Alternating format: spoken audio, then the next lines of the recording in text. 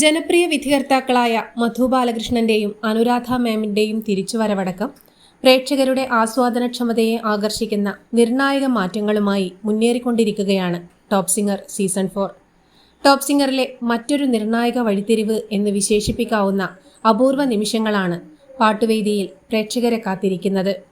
തനതായ ആലാപന വൈഭവം കൊണ്ടും സംഗീത ജീവിതത്തിലെ ആകസ്മികമായ കയറ്റിറക്കങ്ങൾ കൊണ്ടും സംഗീത ലോകത്തെ പകരക്കാരില്ലാത്ത ഒരു അപൂർവ പ്രതിഭ ആദ്യമായി ടോപ്പ് സിംഗർ വേദിയിൽ അതിഥിയായി എത്തുകയാണ്. റോജയിലെ ചിന്ന ചിന്ന ആസൈ എന്ന ഒരൊറ്റ ഗാനം കൊണ്ട് ദക്ഷിണേന്ത്യൻ സംഗീത ലോകത്ത് തരംഗം സൃഷ്ടിച്ച AR റഹ്മാന്റെയും ഇളയരാജയുടെയും വരെ പ്രിയപ്പെട്ട ഗായിക ആയിരുന്ന മിൻമിനിയാണ് ടോപ്പ് സിംഗർ വേദിയിൽ ആദ്യമായി അതിഥിയായി എത്തുന്നത്. തനതായ ശബ്ദ സൗകുമാര്യം കൊണ്ട് അനുഗ്രഹീതയായ മിൻമിനിയുടെ സാന്നിധ്യം പാട്ടുവേദിക്കും കുട്ടിപ്പാട്ടുകാർക്കും അനുഗ്രഹീത നിമിഷങ്ങളാണ് സമ്മാനിക്കുന്നത്.